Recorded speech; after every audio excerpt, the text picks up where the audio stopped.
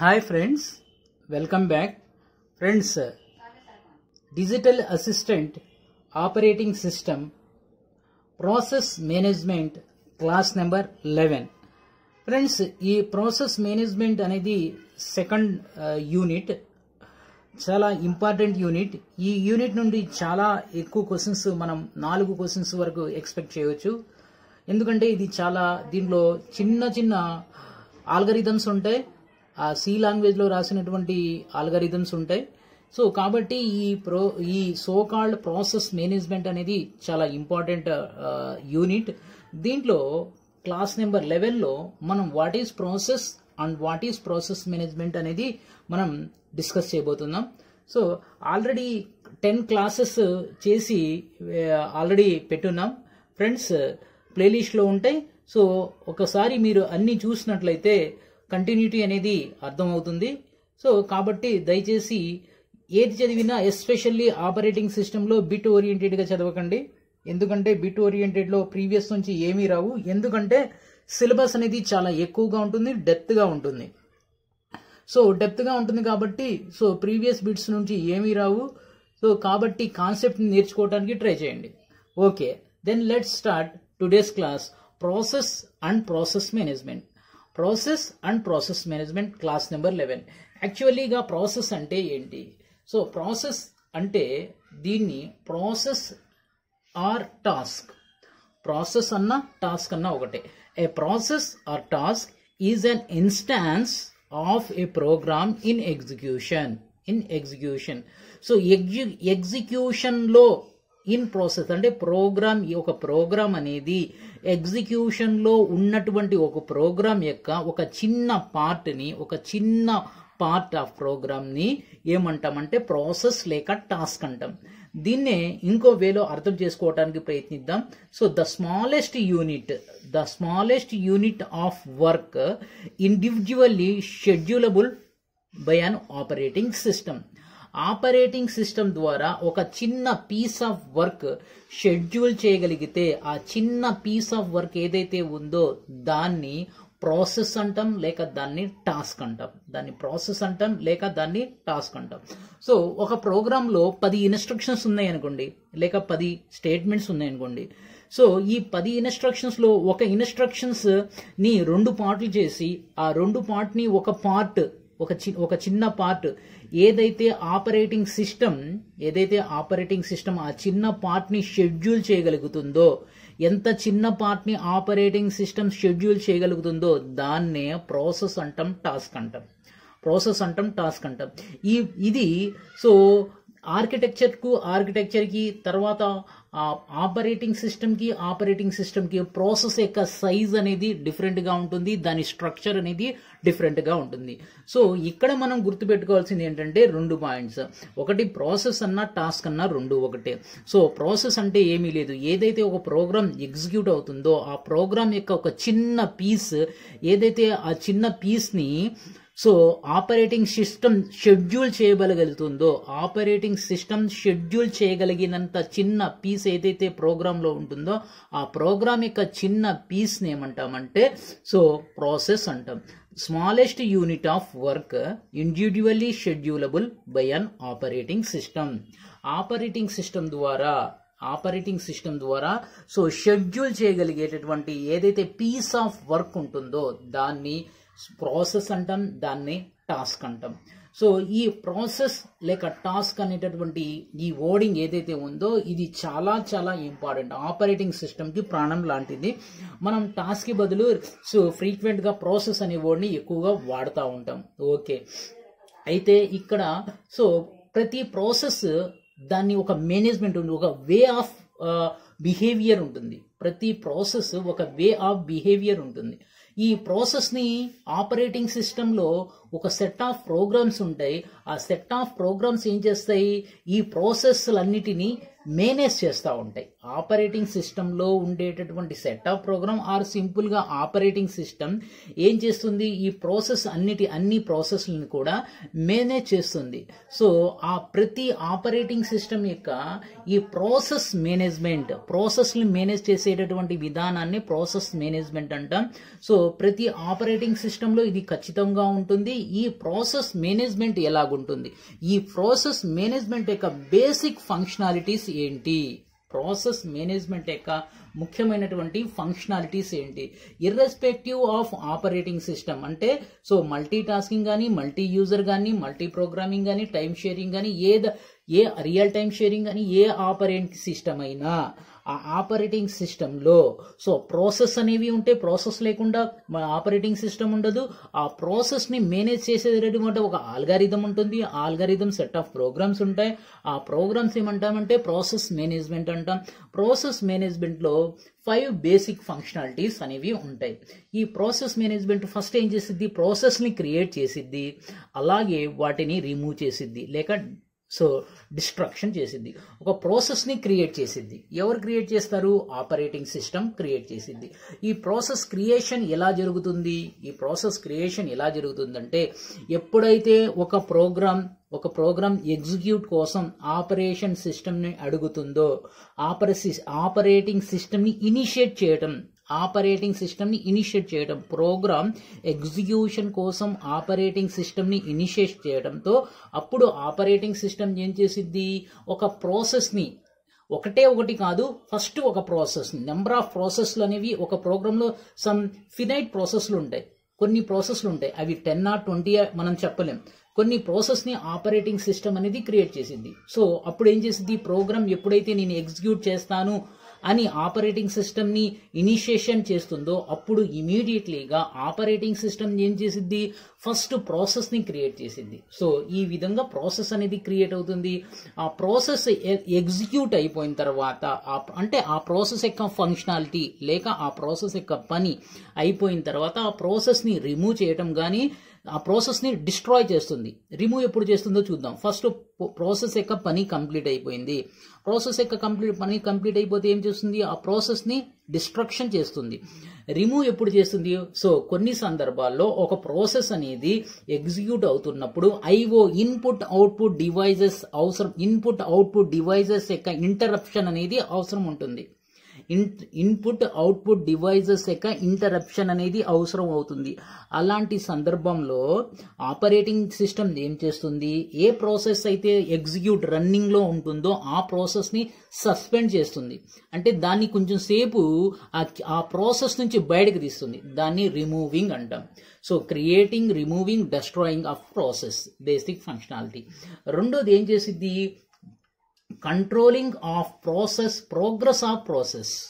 So ఈ process మేనేజ్మెంట్లో అంటే ఒక సింగిల్ ప్రాసెస్ ఉండదు, చాలా ప్రాసెస్లు అనేవి ఉంటాయి. అదును కాంకరెంట్ ప్రాసెసింగ్ కాబట్టి like multi programming operating system గనక యాజ్ అన్ ఎగ్జాంపుల్గా మనం చూసినట్లయితే ఒకేసారి 2 లేక అంతకన్నా ఎక్కువ ప్రోగ్రామ్స్ అనేవి రన్ అవుతూ ఉంటాయి. అలాంటి సందర్భాల్లో చాలా ప్రాసెస్లు అనేవి క్రియేట్ అవుతూ ఉంటాయి, రిమూవ్ అవుతూ ఉంటాయి, డిస్ట్రక్షన్ జరుగుతూ ఉంటాయి. ఇవన్నీ కూడా ప్యారలల్గా జరుగుతూ ఉంటాయి. ఈ అన్నిటినీ కూడా వాటిని కంట్రోల్ చేస్తాయి. Controlling of progress of process. So progress of ప్రాసెస్ని కంట్రోల్ చేస్తాం. తర్వాత acting on exceptional conditions. Exceptional conditions అంటే ఏంటంటే, సో ఇక్కడ ఎక్సెప్షనల్ కండిషన్స్ అంటే ఏంటంటే a process including interrupts of arithmetic errors. So IO devices ద్వారా కానీ వేరే ఇంటరప్షన్స్ ద్వారా కానీ ఒక ప్రాసెస్ అనేది మధ్యలో ఎగ్జిక్యూట్ అయినప్పుడు దాన్ని ఆపవలసి వస్తే అది IO డివైజెస్ వల్ల కానీ అర్థమెటిక్ ఎర్రర్స్ ద్వారా కానీ ఒక ప్రాసెస్ అనేది రన్ అవుతున్నప్పుడు మధ్యలో దాన్ని ఇంటరప్ట్ చేయడానికి, సో ఇంటరప్ట్ చేసేటటువంటి యాక్టివిటీ ఏదైతే ఉందో యాక్టింగ్ ఆఫ్ ఎక్సెప్షనల్ కండిషన్. ఇలాంటి కండిషన్స్ని కూడా దాన్ని ఎక్సెప్షనల్ కండిషన్ అంటాం. బయట నుంచి వచ్చేటటువంటి కండిషన్స్. ఇలాంటి కండిషన్స్ని కూడా ఈ ప్రాసెస్ మేనేజ్మెంట్ అనేది హ్యాండిల్ చేస్తుంది. ఆ తర్వాత 4వ point, ఎలొకేటింగ్ hardware resources among the process. So కేవలం సాఫ్ట్వేర్ మాత్రమే ఆపరేటింగ్ సిస్టమ్ యొక్క ప్రాసెస్ మేనేజ్మెంట్ కంట్రోల్ చేయదు. ఆపరేటింగ్ సిస్టమ్ ప్రాసెస్ మేనేజ్మెంట్ కేవలం సాఫ్ట్వేర్ని మాత్రమే కంట్రోల్ చేయదు, హార్డ్వేర్ని కూడా కంట్రోల్ చేస్తూ ఏ ప్రాసెస్కి ఏ హార్డ్వేర్ కావాలో, మెమరీ కావాలా, ఐఓ డివైసెస్ కావాలా, ఫైల్స్ కావాలా, ఏం కావాలో అది ఈ సో కాల్డ్ ప్రాసెస్ మేనేజ్మెంట్ ఏం చేస్తుంది, హార్డ్వేర్ రిసోర్సెస్ని కూడా ప్రాసెస్లకి ఇస్తూ ఉంటుంది, పంచుతూ ఉంటుంది, లేక ప్రాసెస్కి ఎలోకేట్ చేస్తుంది. Allocating hardware resources among the processes. Okay, next 5th point, communicating messages or signals among the process to process మధ్య కమ్యూనికేషన్, ఒక ప్రాసెస్కి ఇంకో ప్రాసెస్కి ఈ ఉన్నటువంటి ప్రాసెస్ల మధ్య సో కమ్యూనికేషన్ అనేది ఎస్టాబ్లిష్ చేస్తుంది. ఈ కమ్యూనికేషన్ అనేది సిగ్నల్ రూపంలో ఉంటుంది, కొన్ని సందర్భాల్లో కొన్ని చోట్ల కొన్ని ఆర్కిటెక్చర్స్లో మెసేజ్ రూపంలో ఉంటుంది, ఎక్కువగా సిగ్నల్ రూపంలో ఉంటుంది. అంటే బేసికల్లీగా మనం ఇక్కడ గుర్తుపెట్టుకోవాల్సిన పాయింట్ ఏంటంటే so communication, process to process communication అనేది జరుగుతుంది. సో ఇవి basic functionalities of process management. ఇది చాలా ఇంపార్టెంట్ కాన్సెప్ట్ ఫ్రెండ్స్, ఇది మనం చాలా బాగా గుర్తుపెట్టుకోవాల్సింది. ఫస్ట్ ప్రాసెస్ మేనేజ్మెంట్ లో ఫస్ట్ పాయింట్ ఏంటంటే creating, removing or destroying any processes. Second point controlling of progress of processes. Third point activating of exceptional conditions, బయట నుంచి వచ్చేటటువంటి కండిషన్స్ ని కూడా యాక్టివేట్ చేస్తుంది. సో తర్వాత allocating hardware resources among the processes. And last one communicating by messages or signals among the processes. These are the 5 functions of process management irrespective of architecture. Any multi-user operating system, multitasking operating system, multi-programming operating system, time sharing system, any operating system has these 5 functionalities as process management. So the next one, so every process have some attributes, some elements. ప్రతి process లో కూడా ఏముంటుంది బేసికల్లీగా. So ఇది చాలా important friends. ప్రతి process అంటే ఏంటో అర్థమైంది. సో ఏదైతే ఒక ప్రోగ్రామ్ ఎగ్జిక్యూట్ అవుతూ ఉంటుందో, ఆ ఎగ్జిక్యూట్ అవుతున్నటువంటి ప్రోగ్రామ్ యొక్క ఒక చిన్న పార్ట్, ఎంత పార్ట్ అయితే సిపియు షెడ్యూల్ చేయగలుగుతుందో, ఎంత పార్ట్ అయితే సిపియు షెడ్యూల్ చేయగలుగుతుందో ఆ చిన్న పార్ట్ ఆఫ్ ద ప్రోగ్రామ్, ఆ చిన్న పార్ట్ ఆఫ్ ద ఇన్స్ట్రక్షన్స్ నే మనం ఏమంటున్నాం, ప్రాసెస్ అంటున్నాం, లేక టాస్క్ అంటున్నాం. సో ఈ ప్రతి ప్రాసెస్ ని ఎవరు క్రియేట్ చేసుకుంటారు, ఆపరేటింగ్ సిస్టమ్ క్రియేట్ చేసుకుంటుంది. ఈ ప్రాసెస్ ఎప్పుడు క్రియేట్ అవుతాయి, ఎప్పుడైతే ఒక ప్రోగ్రామ్ ఎగ్జిక్యూషన్ కోసం ఇనిషియేషన్ అవుతుందో అప్పుడు ఆపరేటింగ్ సిస్టమ్ ఆ ప్రోగ్రామ్స్ కి కావలసినటువంటి ప్రాసెస్ని క్రియేట్ చేసుకుంటుంది. ఎప్పుడైతే ప్రాసెస్ ఎగ్జిక్యూషన్ స్టార్ట్ అవుతుందో అప్పటి నుంచి ప్రాసెస్ మేనేజ్మెంట్ అనేది స్టార్ట్ అవుతుంది. ఓకే, ఇక్కడ ప్రతి ప్రాసెస్ లో కూడా కొన్ని యాట్రిబ్యూట్స్ ఉంటాయి, కొన్ని ఎలిమెంట్స్ ఉంటాయి, కొన్ని అంశాలు ఉంటాయి. యాట్రిబ్యూట్స్ అంటే అంశాలు, కొన్ని అంశాలు ఉంటాయి. Each process has certain attributes that support OS in managing.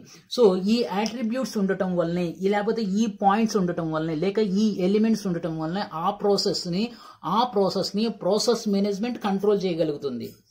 Just ఒక ప్రాసెస్ లో కేవలం ప్రోగ్రామ్ యొక్క చిన్న పార్ట్ మాత్రమే కాదు. ఫర్ అన్ ఎగ్జాంపుల్ ఇక్కడ చూద్దాం, ఒక ప్రోగ్రామ్ ఇలా ఉంది. ఇంట్ సి లాంగ్వేజ్ లో ఇంట్ a is equal to 5. So ఇది ఒక చిన్న ఇన్స్ట్రక్షన్. సో ఈ చిన్న ఇన్స్ట్రక్షన్ ని ఫర్ అన్ ఎగ్జాంపుల్ ఈ చిన్న ఇన్స్ట్రక్షన్స్ ని ఇక్కడికి 2 పార్ట్లు చేసేసి 2 ప్రాసెస్లుగా ఓఎస్ అనేది క్రియేట్ చేసుకుంది అనుకోండి. ఇక్కడ P1 ఇది P2 అనుకుందాం. సో ఇది ఒక ఇన్స్ట్రక్షన్. ఈ ఇన్స్ట్రక్షన్స్ ని మనం ఎగ్జంప్షన్ చేస్తున్నాం. ఖచ్చితంగా ఓఎస్ అనేది 2 ప్రాసెస్లుగా ఈ ఇన్స్ట్రక్షన్ క్రియేట్ చేసి దాంటే కాదు మనం చెప్పలేం. So depends upon the architecture the processes, the operating system may create the number of processes. So right, int a is equal to 5. This is one instruction in the C language. Int a is equal to 1 process. Int p is equal to 5 is equal to 5 is the one process. So So in this instruction, this is the process. Int A is equal to a process. In this process, so what we till understood is a process is the smallest piece of work that can be schedulable by the processor or CPU. So దాని ప్రకారం ఆయన structure అంతవరకు meaning ప్రకారం ఏంటంటే ఈ చిన్న part ఏదైతే ఈ చిన్న ఇంట్ ఏ అనేది ఒక వర్కబుల్ ఒక ప్రాసెసర్కి అంటే CPU షెడ్యూల్ చేయగలిగేటటువంటి ఇన్స్ట్రక్షన్. అలాంటప్పుడు ఇది ఒక్కటే ప్రాసెస్ అవుతుందా? కాదు. దీంతో పాటు ఈ సోకాళ్ళ ప్రాసెస్లో కొన్ని ఎలిమెంట్స్ అనేవి ఉంటాయి. దాంట్లో ఆ ఎలిమెంట్స్ని యాట్రిబ్యూట్స్ అంటాం. వాటిలో కొన్ని ముఖ్యమైనటువంటి యాట్రిబ్యూట్స్ ఏదో చూద్దాం. ఒకటి కరెంట్ స్టేట్. దాంట్లో ఏముంటుంది? ఒకటి కరెంట్ స్టేట్ అంటే ఒక ప్రాసెస్ యొక్క ప్రస్తుత స్థితి ఎగ్జిక్యూట్లో ఉందా, రన్ అవుతుందా, స్టాప్ అవుతుందా, సస్పెండ్ ఆ కండిషన్స్ ఆ స్టేట్స్ గురించి మనం నెక్స్ట్ క్లాస్లో చెప్పుకుంటాం. సో కరెంట్ స్టేట్ ప్రస్తుత స్థితి ఏ స్థితిలో ఆ ప్రాసెస్ ఉంది, స్లీపింగ్ స్టేజ్లో ఉందా, క్రియేటింగ్ అయిందా, యాక్టివ్గా ఉందా, సస్పెండ్ అయిందా, డెస్ట్రాయ్ అయిందా, ఆ స్టేట్స్ గురించి ఆ స్టేట్ యొక్క ఇన్ఫర్మేషన్ అనేది ప్రతి ప్రాసెస్లో ఉంటుంది. ఆ ప్రాసెస్ యొక్క స్టేట్ ఆఫ్ ఇన్ఫర్మేషన్ అనేది ప్రతి ప్రాసెస్లో ఉంటుంది. So next very most important scheduling priority. ప్రతి ప్రాసెస్ కూడా ఒక ప్రయారిటీ అనేది ఉంటుంది. సో ప్రయారిటీ అంటే ఏది ఎప్పుడు CPU తీసుకోవాలి ఎగ్జిక్యూట్ చేయడానికి, ఏ ప్రాసెస్ని ఎప్పుడు CPU ఎగ్జిక్యూట్ చేయడానికి తీసుకోవాలి అనేదే షెడ్యూలింగ్ గురించి will be discuss in the coming classes. Scheduling of priority. So ఆ ప్రయారిటీ ఏ టైంలో ఈ సోకాల్డ్ ప్రాసెస్ షెడ్యూల్ అవ్వాలి అనేటటువంటి ఆ ప్రయారిటీ ఏదైతే ఉందో దాని ఇన్ఫర్మేషన్ ఇక్కడ ఉంటుంది. తర్వాత యాక్సెస్ రైట్స్. సో ప్రతి ప్రాసెస్కి కూడా కొన్ని రైట్స్ ఉంటాయి. సో దాన్ని యాక్సెస్ రైట్స్ అంటాం. ఆ యాక్సెస్ రైట్ యొక్క ఇన్ఫర్మేషన్. ఇవే కాకుండా ఇంకా చాలా ఉంటాయి. ఈ కాన్సెప్ట్ ఇక్కడికి మనం ఈ 3 గుర్తుపెట్టుకోవాలి. ఇది చాలా ఇంపార్టెంట్ కాంపోనెంట్ ఫ్రెండ్స్. ఇక్కడ నుంచి ఖచ్చితంగా ఒక క్వశ్చన్ అనేది మనం ఎక్స్పెక్ట్ చేయొచ్చు. సో ఈచ్ ప్రాసెస్లో ఏముంటాయి 4 ఇచ్చేసి దాంట్లో నుంచి ఈ 3 ఒకటి అక్కడ ఆన్సర్గా ఉంటుంది. చూడండి, attributes of a process. So here in every process these are the basic attributes irrespective of type of the process. Every process basically have this what it is called attributes. One is current state, the second one is a scheduling priority, the third one is access right. These are the 3 important attributes that every process is having. So and though till now, because of time limit, here we are stopping and will be continue in the coming class. Thank you.